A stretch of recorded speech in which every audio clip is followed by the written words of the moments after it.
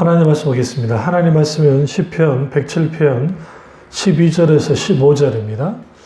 하나님 말씀은 시편 107편 12절에서 15절입니다. 그러므로 그가 고통을 주어 그들의 마음을 겸손하게 하셨으니 그들이 엎드러져도 돕는 자가 없었도다. 예, 그들이 그 환난 중에 여호와께 부르짖음에 그들의 고통에서 구원하시되 흑암과 사망의 그늘에서 인도하여 내시고 그들의 얽어맨 줄을 끊으셨도다. 여호와의 인자하심과 인생에게 행하신 기적으로 말미암아 그를 찬송할지로다. 아멘. 말씀 제목은 인생의 벼랑 끝에 서 있는 나라는 제목으로 말씀을 나누도록 하겠습니다. 인생의 벼랑 끝에 서 있는 나라는 제목으로 말씀을 나누도록 하겠습니다. 우리가 인생을 살다 보면 때로는 잘 나갈 때가 있고 때로는 아주 힘들고 어려울 때가 있습니다.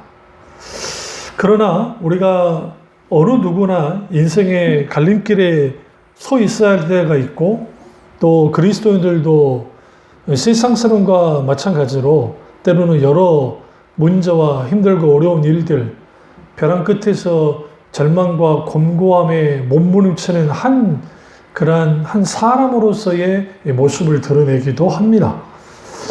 그런데 하나님은 어떻게 하나님의 백성을 구원하셨는지를 잘 보여주고 있습니다. 그런 의미에서 누구나 생의 벼랑 끝에 설 수 있고 그 벼랑 끝에 섰을 때에 우리가 어떻게 해야만 하는가, 이게 우리에게 아주 중요한 시사한 바가 큽니다. 시편 107편 10절과 14절에서는 인생의 벼랑 끝에 서 있는 한 사람을 우리가 이제 보게 되어집니다.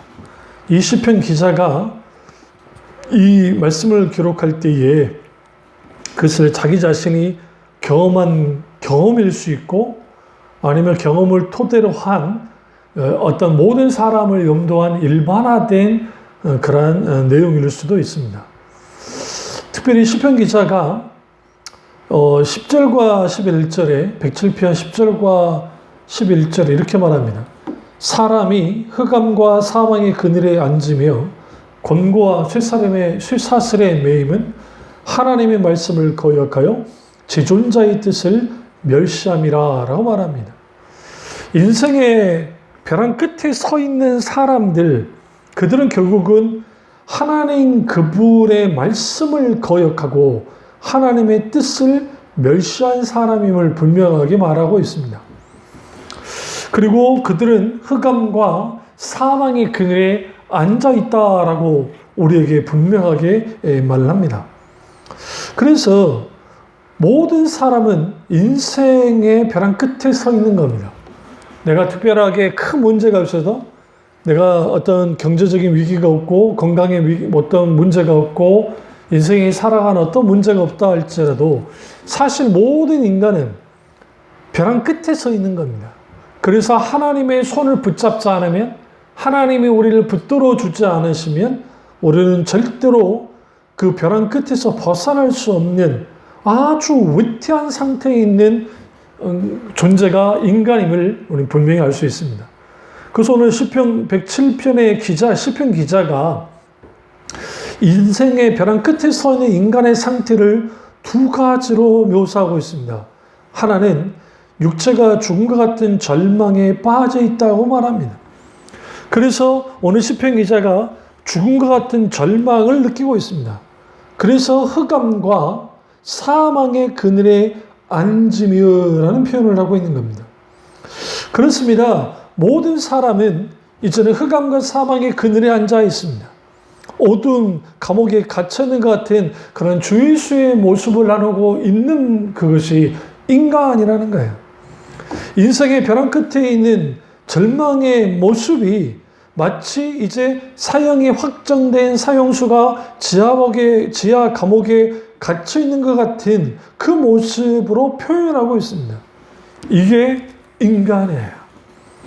눈앞에 어떤 고통도, 어떤 흑암의 고통도 혹은 어떠한 사망의 그늘에 앉아있는 것 같지 않을 줄 모르지만 그럼에도 불구하고 모든 인간은 벼랑 끝에 서 있고 그리고 죽음과 같은 절망에 빠져 있는 겁니다. 키르케고르가 모든 인간은 고독이라는 질병에 걸려 있고 그 고독이라는 질병은 죽음에 이르게 한다라고 했습니다.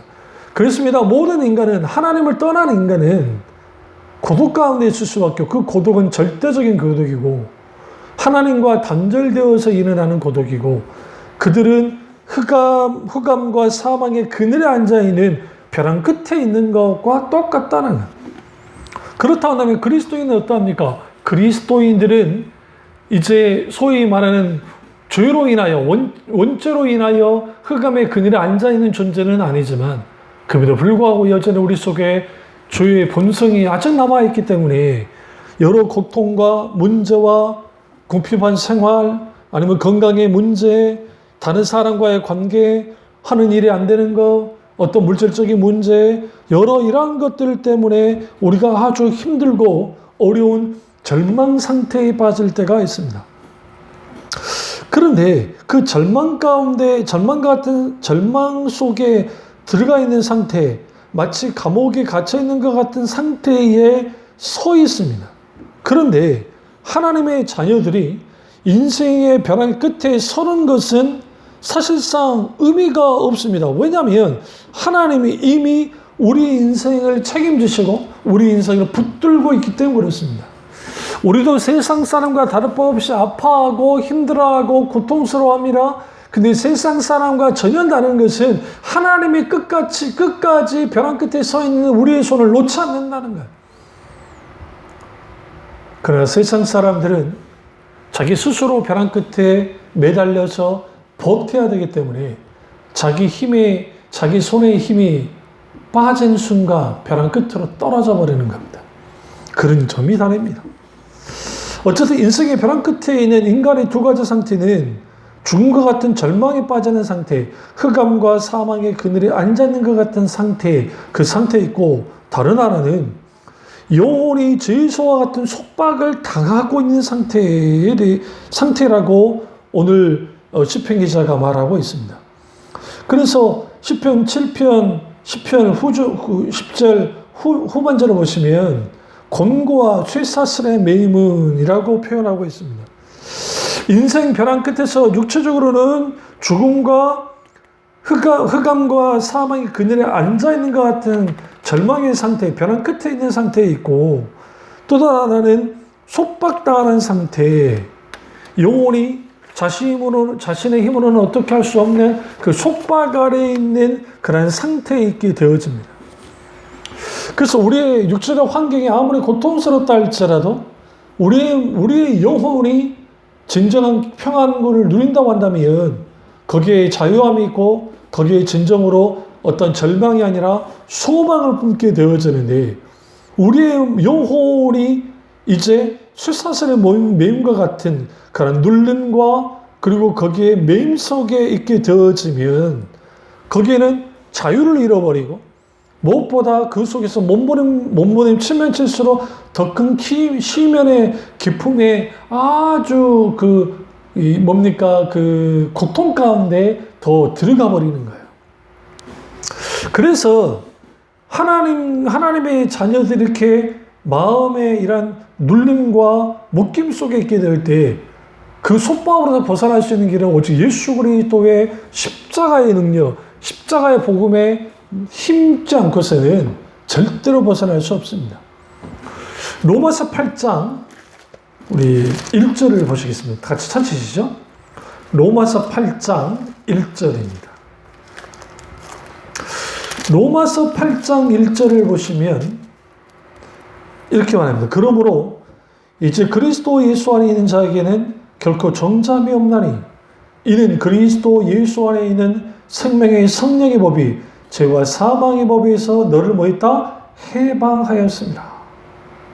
그리스도 예수 안에 있을 때 우리의 이 절망, 인생의 벼랑 끝에서 우리가 쇠사슬에 매인 것 같은 영혼이 마음이 매이는 것부터 자유를 누리게 되는 것이고 또 사망의 그늘에 앉아있는 것 같은 그러한 속박, 그러한 어떤 눌림으로부터 그러한 갇힘으로부터 이제는 성령의 놀라우신 은혜와 역사 속에서 벗어날 수 있게 되어지는 겁니다. 그런데 언약의 백성들이 인생의 벼랑 끝에서 절망을 하고 곤고해하는 원인이 뭐냐 하는 거예요. 이것을 성경은 두 가지 원인이 있다고 지적을 하고 있습니다. 첫째로 하나님의 백성이 인생의 벼랑 끝에서 절망하는 이유, 벼랑 끝에서 내가 서 있는 이유가 뭐냐? 그 이유는 첫째로 하나님의 말씀을 거역했기 때문에 그렇습니다. 하나님의 백성이 하나님의 말씀으로부터 떠나게 되어지면, 다시 말하면 하나님의 말씀을 받아들이지 않는 것 그 자체가 거역한 겁니다. 하나님의 말씀을 깊이 듣지 않는 거 거역한 겁니다. 하나님의 말씀을 듣고 알지 못하는 거, 깨달아 알지 못하는 거 거역하는 겁니다. 이게 무슨 말이냐? 아니 목사님 설교 듣다가 이해하지 못할 수 있지 않습니까? 물론 그럴 수 있어요. 그런데 이사야를 통해서 하나님께서 말씀하실 때 들어도 듣지 못하고 보아도 보지 못하고 도무지 깨달아 알지 못하게 하라는 그 말씀 속에 숨은 비밀이 있습니다. 그건 뭐냐면 하나님을 떠난 패역한 백성들이 하나님의 말씀을 들을 때 자기들이 듣고자 하는 것, 자기들이 원하는 것에 대해서는 듣지만, 그런데 정작 그들이 하나님 말씀 앞에 정직하게 되면하여 들어야 되는 그 말씀을 듣지 않을 때, 그 말씀을 거부할 때, 신앙이 타락할 때 나타나는 게 하나님 말씀을 깨달아 알지 못합니다. 그러니까 하나님 말씀을 거역한다라고 할 때 적극적으로 말씀을 거부하는 것도 당연히 거역하는 것이고, 또 다른 하나는 하나님의 말씀대로 살아가려 하지 않는 것, 사는 삶을 살려 하는 삶, 살아가는 삶을 살지 않는 것을 거역하는 것이고, 하나님 말씀을 들어도 도무지 깨달아 알지 못하는 것, 그것이 하나님의 말씀을 거역하는 것입니다. 그것이 단순히 지적인 능력이 부족해서 그 말씀이 어려워서 라고 할 수 있겠지만, 그렇다고 한다면 우리는 그 말씀을 어려우면 물어야 돼요. 예수님의 제자들의 비유의 말씀이 어려울 때 예수님께 질문을 던졌던 것처럼 우리도 똑같이 그렇게 해야만 합니다. 그런데 재밌는 것은 히브리 원전 성경에는 오늘 하나님의 말씀을 거역하라고 한글 성경은 그렇게 번역되어 있는데, 히브리어 성경에서는 하나님의 말씀들이라고 복수로 되어 있습니다. 다시 말하면 인간이 절망과 곤고에 처하게 되는 것은 하나님의 이 말씀, 여러 우리에게 주어지는 말씀들, 그 말씀들을 받아들이지 않고 그 말씀들을 따라 살지 않기 때문에 그렇습니다. 많은 사람들이 자신의 인생의 벼랑 끝에 서게 되는 것은 사실상 환경 때문에, 다른 사람 때문에, 기타 그런 것 때문이라고 생각할 때가 많아요.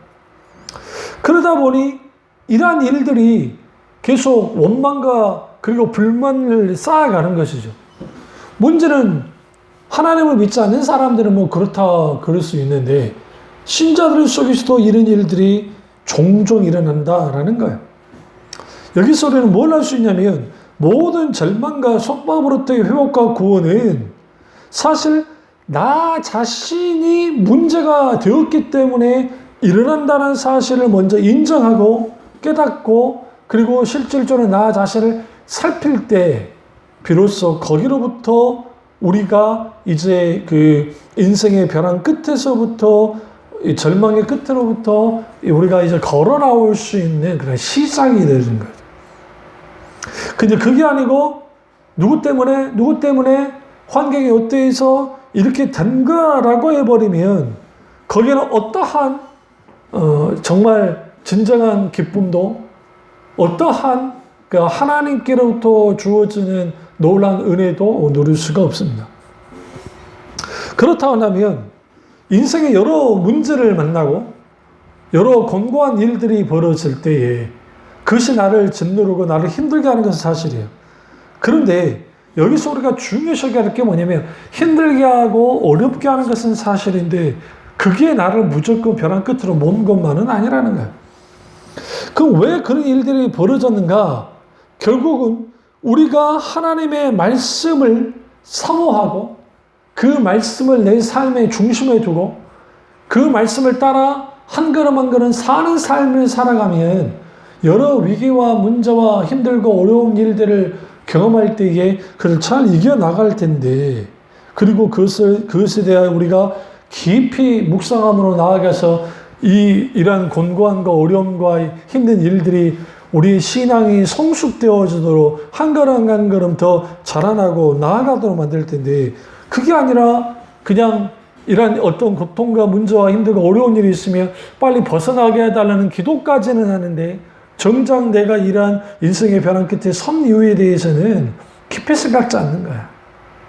오히려 내가 하나님께 헌금도 하고 예배도 빠지지 않고 다녔는데 왜 이런 일들이 내게 벌어집니까? 라고 하는 그러한 하나님을 향한 원망과 불평을 쏟아내기도 한다라는 거야. 그럼 여기서 우리는 분명하게 뭘 알아야 되냐면, 하나님의 말씀이 우리 가운데 분명하게 정말 굴속 위에다 단 하나님 말씀으로, 그리고 내 발의 등이요 내 길에 빛이 되어지는 그런 하나님의 말씀으로서 우리에게 중심에 자리 잡아야 됩니다. 그러려면 부단히 우리는 하나님 말씀 읽기를 읽어야 되고, 하나님 말씀을 묵상해야 되고, 또 그 하나님 말씀을 우리가 공부하고, 그리고 그 말씀을 내 삶에 적용하라고 성령의 도움을 구하고, 하나님 은혜 가운데 하나님 말씀을 가까이 할 때, 그리고 선포되는 설교 말씀도 깊이 듣고 가까이 하는 것들이 우리의 삶 속에 있게 되어질 때에, 인생의 벼랑 끝에 있는 나, 근데 내가 바라보아야 될 것은 나를 이렇게 짓누르고 힘들게 하는 대상, 환경, 문제, 사람이 아니라 집중적으로 하나님의 말씀에 집중하고 하나님 그분에게 주목하며 그 하나님의 말씀이 내 가운데 살아서 역사하고 움직이는 하나님의 말씀으로서 분명하게 우리 가운데 가득 차야 돼. 그래야 거기로부터 하나님의 크고도 놀라우신 하나님의 말씀의 은혜가 부어지고, 내가 위경에 처해질 때, 위험하고 정말 벼랑 끝에 있는 상황이 될 때 주님의 하나님의 말씀을 보내서 나를 건져내시고, 때로는 내가 잘못된 길을 가고 있을 때 하나님의 말씀이 인생 막대기와 채찍으로 때리며 나를 돌이키게 하고 깨닫게 하고, 말씀이 마치 방망이처럼 나의 오만하고 나의 어떤 정말 천박한 부분들, 하나님을 향하여 교만했던 것들을 말씀 몽둥이처럼 깨부시는, 쇠몽둥이처럼 깨부셔서 산산조각을 내서 나의 이러한 이 오만한 부분들을 주님이 깎아내시는 그런 것들이 하나님의 말씀을 통해서 되어진다라는 사실이에요. 그래서 하나님의 말씀을 거역했다라는 것은 하나님의 말씀을 따라 살지 않았다는 의미도 된다고 해서 분명하게, 또 하나는 적극적으로 하나님의 말씀에 귀를 닫는 것도 그렇고, 또 하나님의 말씀을 깨닫지 못하는 거, 알지 못하는 거, 한 귀로 듣고 한 귀로 흘러버리는 것, 그 자체도 말씀을 거역한 것과 마찬가지인 겁니다. 그렇다 한다면 왜 이런 일들이 벌어지느냐? 우리가 하나님의 말씀을 들어야 되는 마음의 자리를, 마음의 문을 뺏겨버리기 때문인가요? 우리가 조심해야 될 것은 뭐냐면, 우리가 하나님 앞에 나와 예배를 드릴 때에 그 전날에 너무 분주하면 안 돼요. 그러니까 특별히 주일 같은 경우에 아침에 TV 켜고 TV 볼 이유가 일도 없는 거야. 왜 그러냐면, 그러면 마음이 흩어져요. 오히려, 그러니까 TV 보는 게 죄라는 게 아니라, 뭐 예전 과거에는 주일날 아침에 TV 보는 것은 죄라고 가르쳤는데 그건 아니고, 분산되어지는 것들을 최대한 없애야 되고, 또 하나는 그 전날에 토요일에 너무 막 어디를 여행을 막 간다든지 가서 막 너무 막 지쳐서 막 늦게 돌아온다든지, 또 TV 시청을 막 새벽 늦게까지 시청하고, 그리고 한 다음에 그 전날, 그 훗날에 이제 주일날에 피곤해지니까 그것은 지양할 필요가 있어요. 그리고 하나님 말씀을 듣는데 집중해야죠. 또 하나는 하나님 말씀은 그냥 일주일 내내 성경 4배로 뒀다가 그들도 보지도 않다가, 그러다가 이제 뭡니까? 주일날 딱 나와가지고 설교 말씀을 들으면 그게 들립니까? 전혀 안 들리죠. 우리가 학교 다닐 때 예수 복습 하라고 했던 이유가 뭡니까? 그래야 예수 복습을 하면 선생님이 수업 시간에 가르치실 때 거기에 잘 이해하고 잘 받아들일 수 있잖아요. 여러분, 우리가 주일에 대한 또 이 설교를 듣고 있는 분들도 마찬가지고 왜 설교를 반복적으로 들어야 되냐면 여러분이 설교를 아무리 잘 집중해 들어도 그 시간에 약 70% 이상 이해하는 것은 거의 불가능해요. 그러니까 정말 말씀을 듣는 훈련이 잘 돼 있고 깊이 하면 그렇게 깊이 듣지만 놓치는 게 많아요. 그래서 교회 홈페이지에서 설교를 반복적으로 듣다 보면 내가 이렇게 이해하고 들었는데 막상 들어보니까 그게 아니라는 걸 느낄 때도 있고 놓쳤던 부분을 들을 때가 있다는 거. 그러면서 마치 이삭 죽게 하듯이 말씀을 주어야 돼요. 그 주어 담아야 돼요. 말씀을 주어 담아 먹어야 된단 말이에요. 그래야 그게 말씀이 나에게 양식이 되어지고 그 말씀에 풍요로움이 있게 되어지고 그리고 그 말씀이 내 삶 속에서 이게 가득 찰 때 하나님 말씀에 내가 붙들려지고 내가 하나님 말씀을 붙들고 있는 사람들이 내 머릿속에서만 나 이제 알았어. 다 깨달았어. 그러니까 끝이 아니라 이제 그 말씀을 가지고 살아내는 거야. 그러니까 내 삶에서 하나님의 말씀을 살아내는 거. 그리고 그런 삶을 사는 사람들의 말씀을 거역하지 않는 것이지. 설교 들을 때 아주 좋은 자세를 가지고 아멘, 아멘 하고 잘 받아들이고 적기도 하면서 좀 그렇습니다. 이 말씀들을 사겠습니다. 기도도 하지만 마치 문제는 뭐냐면 삶의 현장에 돌아가서는 전혀 말씀과 동떨어진 삶을 산다고 한다면 그것은 하나님의 말씀을 수능하는 삶, 순종하는 삶이 아니고 하나님의 말씀을 거역하는 삶을 사는 것과 똑같은 거예요.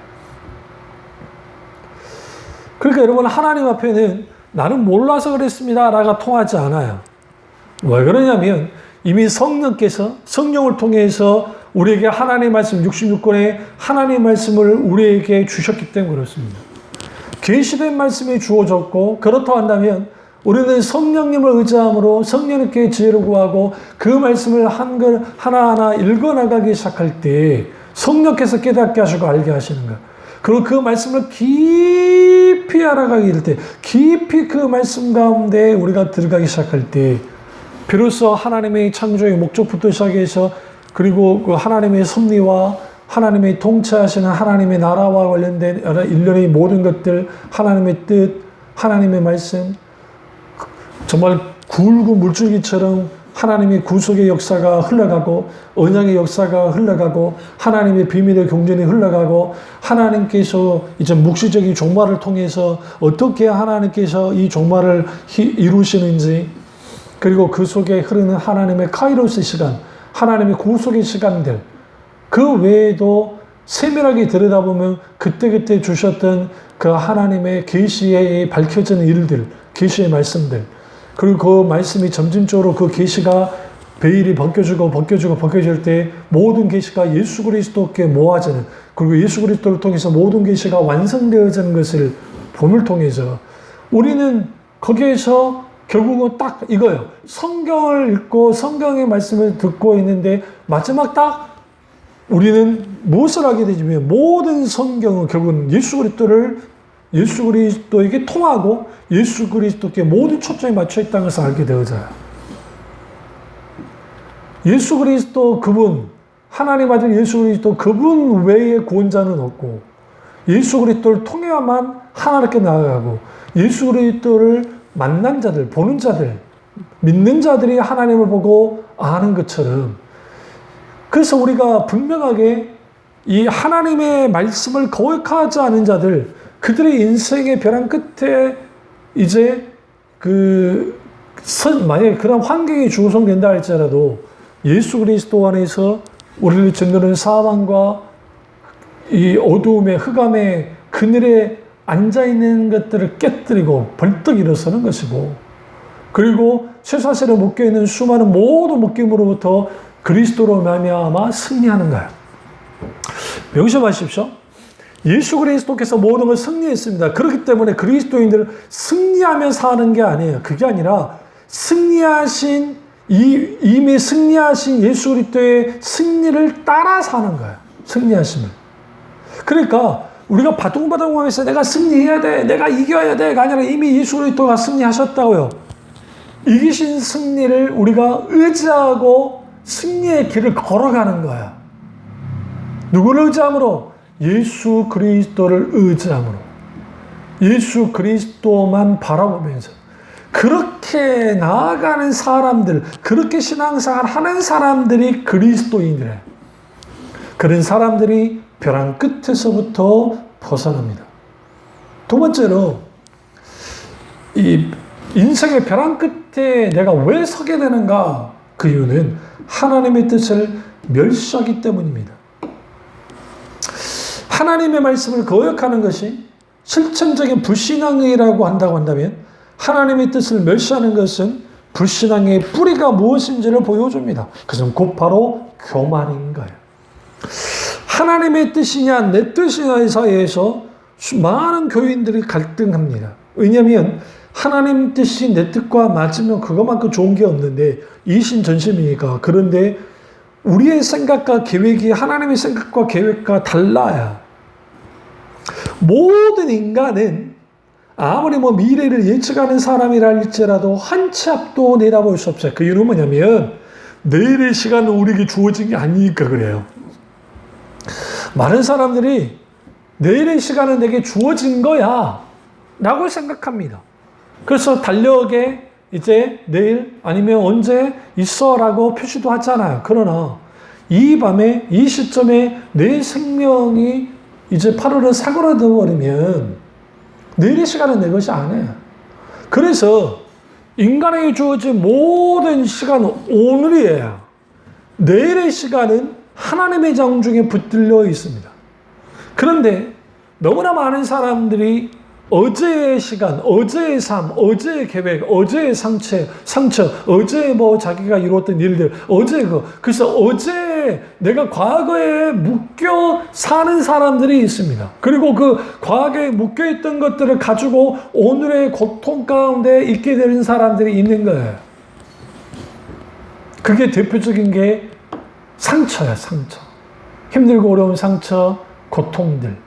그러한 것들이 우리로 하여금 어떻게 만들어요? 아주 고통스럽게 하고 고단하게 만드는 거예요. 그 인생의 벼랑 끝에 서는 것 같은 상황에 빠지게 합니다. 문제는 뭐냐면 이런 속에 있는 사람들의 특징들이 하나님의 뜻을 무시하거나 하나님의 뜻에 전혀 관심이 없어요. 신앙생활 그토록 오래 하는데도 불구하고 아버지의 뜻에 대해 관심이 없는 분들, 이거 한번 심각한 겁니다. 하나님의 뜻이 어떤 뜻을 갖고 계시는지. 우리 주기도문을 달달달 외우잖아요. 아버지의 뜻이 하늘에서 이루어진 것과 이제 땅에서도 이루어지이다라고 하는 예수님이 가르치셨던 그 기도의 기도처럼 하나님의 뜻이 이루어졌으면 땅에도 이루어져야 된다고 하는, 다시 말하면 아버지의 뜻이 내 뜻인 것처럼 받아들이고 그 뜻을 가지고 이 땅에 이루는 것이 우리에게 주어진 소명이고 사명인데 그것을 잊고 살거나 관심이 없거나 무시한다는 거죠. 또 다른 하나는 하나님의 뜻보다 내 뜻을 더 내세우고 주장하는 것이 곧 하나님의 뜻을 멸시하는 겁니다. 그런데 오늘날 많은 사람들이 이것을 덧붙이기를 하는 거예요. 그게 뭐냐면 내 뜻이 곧 하나님의 뜻이다 라고 생각하는 거예요. 세상 말로 하면 자기식의 이 사탄 발림 아니면 좋은 게 좋은 거라고 하는 그런 식으로 해버려요. 그러니까 하나님의 의중과 뜻 가운데 있게 되잖아요. 그 하나님의 뜻 가운데 어떻게 하나님이 하실 줄을 모르는데 그 뜻이 분명하게 있는데 그 뜻보다는 내가 원하는 뜻, 그런데 이러면 안 될 것 같으니까 계속 내 뜻을 주장하는 것이죠. 그래서 이런 게 나타나는 게 붙이기식의 기도 혹은 막가파식의 기도라는 분들이 있어요. 하나님 이거 무조건 되게 해주십시오. 믿습니다. 하나님 되게 해주셔야 됩니다. 근데 그 내용을 들여다보시면 분명히 죄는 안 해요. 분명하게 그 문제가 해결되기 위해 기도하는 것 자체는 나쁜 게 아니, 잘못된 건 아닌데, 문제를 자기가 방법까지 다 제시하면서 하나님 어떤 집사를 주님이 마음을 돌리시고 인도해 주셔서 내 빛을 갚을 수 있도록 돈을 빌려주게 하여 주시옵소서 막 그렇게 기도를 하는 거죠. 근데 사실 그 사람은 하나님을 믿는 게 아니라, 의지하는 게 아니라 그 사람을 의지하는 것이죠. 그런 게도 하나님 절대로 응답하지 않습니다. 하나님 우리 교회 건축 공급이 모자랍니다. 하나님 주님 로또가 당첨되어서 주님 교회 건축할 수 있도록 주께서 은혜 베풀어 주셔서 도와 주시옵소서라고 기도한다고 해서 로또를 당첨하는 게 아니에요. 우리는 여기에서 어떤 한계를 도달하냐면 하나님의 뜻과 나의 뜻, 그리고 나의 결정과 하나님의 결정 사이에서 많은 사람들이 갈등을 하는 거예요. 왜 그러냐면 많은 부분에서 하나님의 뜻은 우리가 보기에 손해 보는 것 같고, 그리고 뭔가 내가 대가 치러야 되는 부분들이 생각보다 많다라는 사실이에요. 그러니까 그 대가 치름이 많으니까 그것이 겁이 나고 힘들고 어렵다 여기니까 결국은 그 하나님의 뜻을 저버리는 거예요. 그 대표적인 게 부자 청년이 예수님을 따라왔고, 예수님이 그 부자 청년이 참 귀한 걸 하시고 전 재산을 팔아 가난한 자를 나눠주고 예수님을 따라갈 때 그가 심각하게 고민했다라고 성경은 말하고 있습니다. 여러분, 보통 사람 같으면 말도 안 되는 소리 하고 있는데, 아니 내가 예수를 따르긴 하지만 좀 미친 거 아니야? 어떻게 전 재산을 바칠 수 있어? 라고 그냥 하면서 화를 버럭 내고 갔을 줄은 몰라요. 근데 그게 아니라 그 청년이 심각하게 고민하고 그리고 돌아갔다라고 성경은 말하고 있습니다. 여기는 뭘 의미하냐면 심각하게 고민하고 돌아갔다는 것은 결국은 예수님의 어떤 그 가난한 자에게 재산을 나눠주라는 그 말씀, 그것을 이행하지 못한다는 것을 보여주는 것이죠.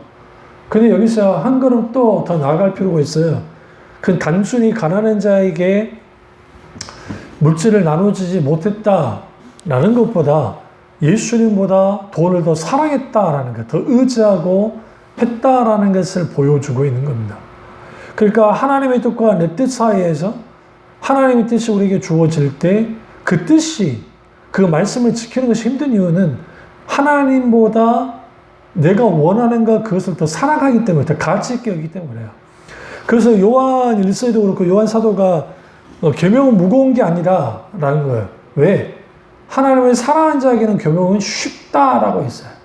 그러니까 예수님이 그 수고하고 무거운 짐진 자들 다 내게 오라. 내게 내 짐은 쉽고 내 멍에는 쉽고 내 짐은 가볍다 하잖아요.